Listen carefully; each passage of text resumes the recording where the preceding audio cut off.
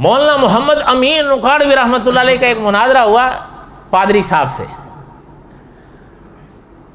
تو دھیان دیں, میری طرف رہے ورنہ بات نہیں سمجھ میں آئے گی. مناظرہ تھا حضرت محمد الرسول اللہ کی نبوت پر صلی اللہ علیہ وسلم. ایک بات اگر ذہن میں رکھ کر آپ سمجھیں, حضرت موسیٰ کی نبوت پر تو کوئی بحث نہیں کرتے. حضرت موسیٰ خدا کے وہ نبی ہیں جن کو یہودی بھی نبی مانتے ہیں, جن کو عیسائی بھی نبی مانتے ہیں, اور جن کو ہم مسلمان بھی. اچھا, تو جب حضرت کی نبوت پہ سب کا اتفاق ہے تو مناظرہ ہوگا؟ پھر تو لا حاصل بات ہے نا کہ جب تینوں اس نقطے پر متفق ہیں تو مناظرہ کیوں ہوگا؟ اچھا, اگلی بات آئیں. حضرت عیسیٰ کی جو نبوت ہے یا حضرت محمد الرسول اللہ صلی اللہ علیہ وسلم کی جو نبوت ہے, یہودی اور عیسائی حضور کو اللہ کا نبی مانتے ہیں؟ بولو, نہیں مانتے.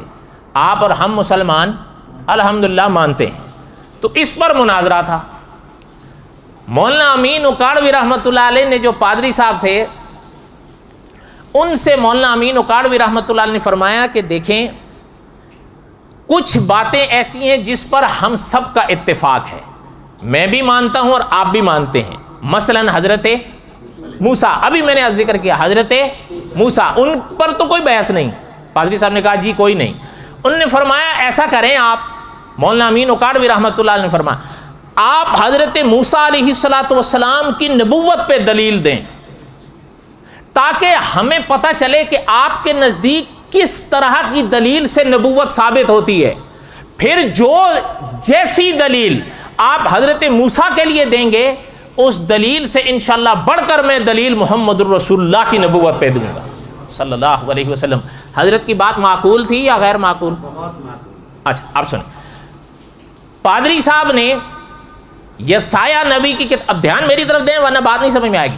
یسایہ نبی کی کتاب کھولی اور اس سے ایک آیت پڑھی کہ ایک کنواری حاملہ ہوگی اور بچہ جنے گی جس کا نام امانوئیل رکھیں گے. اس پہ میں ابھی بات نہیں کرتا ورنہ اس پر بڑی بحث ہے. حضرت امین اکاڑوی رحمۃ اللہ علیہ نے فرمایا کہ یہ جو آیت آپ نے یسایہ نبی کی کتاب سے پڑھی ہے, اس سے کیا آپ ثابت کرنا چاہتے ہیں؟ پادری صاحب نے کہا کہ پیش گوئی فرما رہے ہیں حضرت یسایہ, اس پیش گوئی سے نبوت ثابت ہو رہی ہے حضرت مسیح کی. میرا مقصد یہ ہے کہ نبوت ثابت ہوتی ہے پیش گوئیوں سے. اگر بعد میں آنے والے نبی کی پیش گوئیاں پہلے موجود ہیں تو نبوت بعد میں آنے والے نبی کی ثابت ہو گئی. پادری صاحب کے کہنے کے مطابق اب حضور کے لیے پیش گوئی پیش کرنی چاہیے تھی نا, بولیں. مولانا امین اکاڑوی رحمۃ اللہ نے فرمایا کہ میں نے آپ سے کہا ہے کہ اتفاقی پیمانہ پیش کرو, پیش گوئی قاعدہ کلیہ نہیں بن سکتا کہ آپ ہر جگہ لاگو کریں. اس کی وجہ یہ حضرت نے فرمایا اگر آپ پیش گوئی کو قاعدہ کلیہ بناؤ گے نا تو میں آپ سے مطالبہ کروں گا کہ پہلے حضرت آدم کے لیے پیش گوئی پیش کرو, میں آپ سے مطالبہ کروں گا حضرت نوح کے لیے پیش گوئی پیش کرو. اچھا, جب حضرت آدم یا حضرت نوح کے لیے پیش گوئی ثابت نہ ہوئی تو کیا پھر وہ اللہ کے نبی نہیں رہیں گے؟ بولو. تو پیش گوئی تو قاعدہ کلیہ نہیں بن سکتا نا. ایسا پیمانہ پیش کرو کہ جو قاعدہ ہر جگہ چل سکے. قاعدہ کلیہ کس کو کہتے ہیں؟ جسے آپ اپنی زبان میں ماسٹر کی کہتے ہیں. آپ سمجھ آئی بات کہ نہیں سمجھ آئی؟ قاعدہ کلیہ اس کو جو ہر جگہ پہ فٹ آ سکے. حضرت نے فرمایا پیش گوئی قاعدہ کلیہ تھوڑا. قصہ مختصر کریں اتنے میں, انہی کے ایک عزیز کھڑے ہوئے تو انہوں نے کہا کہ آپ رک جائیں, ہمارے دوسرے پادری صاحب آ رہے ہیں, آپ ان سے یہی بات کریں. وہ آ گئے جن کے منتظر تھے. انہوں نے دلیل پیش کی کہ حضرت موسیٰ علیہ السلام کے لیے بحر کلزم پھٹ گیا. حضرت موسیٰ کے ہاتھ پر یہ اتنا بڑا معجزہ تھا کہ ہم, وہ عیسائی تھا نا, اس نے اپنی طرف اشارہ کیا کہ ہم بھی ان کو حضرت موسیٰ کو اللہ کا نبی مانتے ہیں, یہودی بھی مانتے ہیں, اور آپ یعنی ہم مسلمان بھی مانتے ہیں.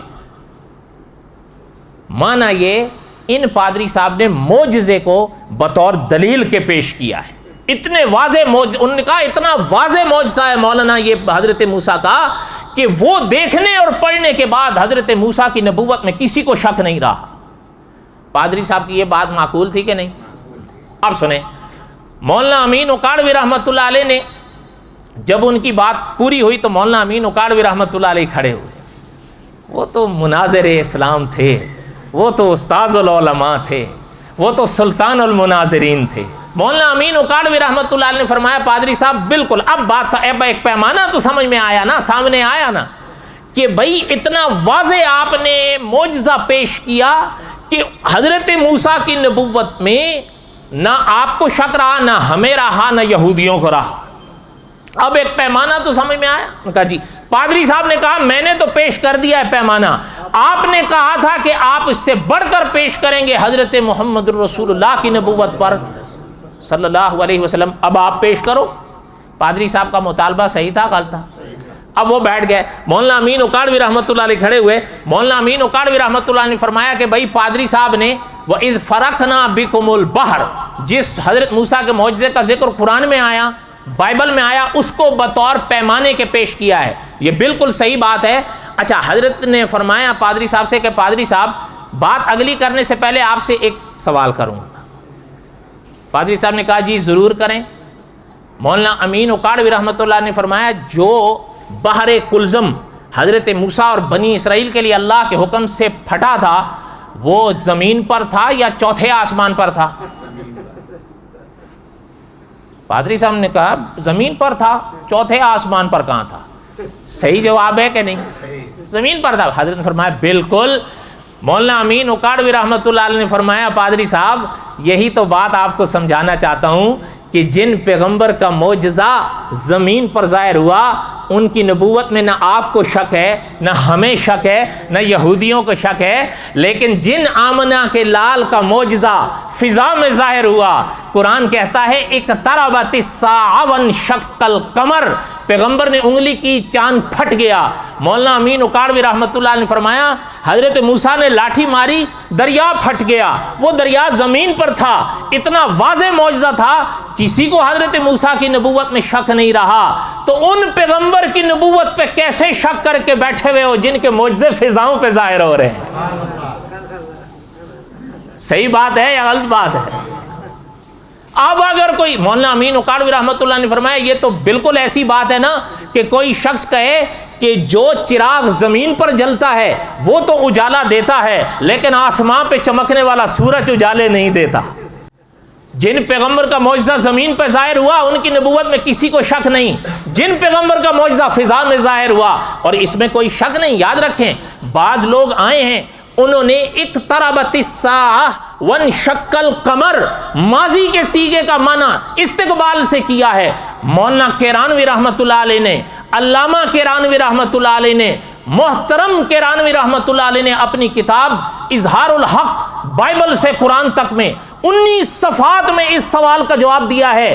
اقتربت الساعہ وانشق القمر، حضرت نے لکھا ہے چاند پھٹے گا نہیں، چاند پھٹ گیا تھا۔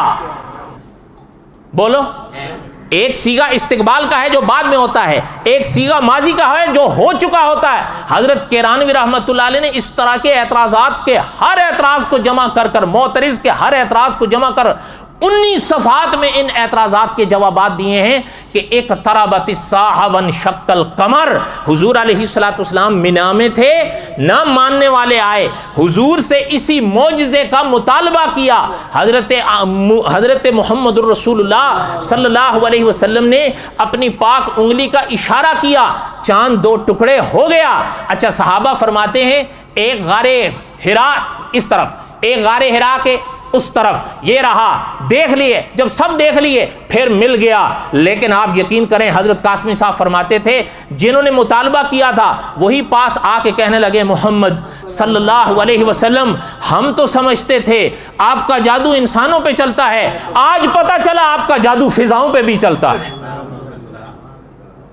اقتربت الساعہ وانشق القمر، حضرت کیرانوی نے فرمایا اللہ نے تو فرمایا چاند پھٹ گیا تھا، تم اس کا ترجمہ پھٹے گا کہ کیوں کر رہے ہو؟ ایک بات۔ دوسری بات، لفظ ماضی، صیغہ ماضی کے ساتھ یہ لفظ آیا ہے، یاد رکھیں ون شکل قمر کا جو جملہ ہے یہ صیغہ ماضی کے ساتھ آیا ہے، اس کا ترجمہ استقبال سے کرنا ظاہر سے پھیرنا ہے کہ نہیں معنی کو؟ اگر میری بات سمجھ آ رہی ہو تو پھیرنا ہے نا۔ صاحب قصص الانبیاء نے لکھا ہے کہ علماء کلام کا یہ قاعدہ ہے کہ پاک کلام کی کسی آیت کو بغیر کسی وجہ کے ظاہر سے نہیں پھیرو۔ یہاں کون سی وجہ ہے جو ہٹا رہے ہو؟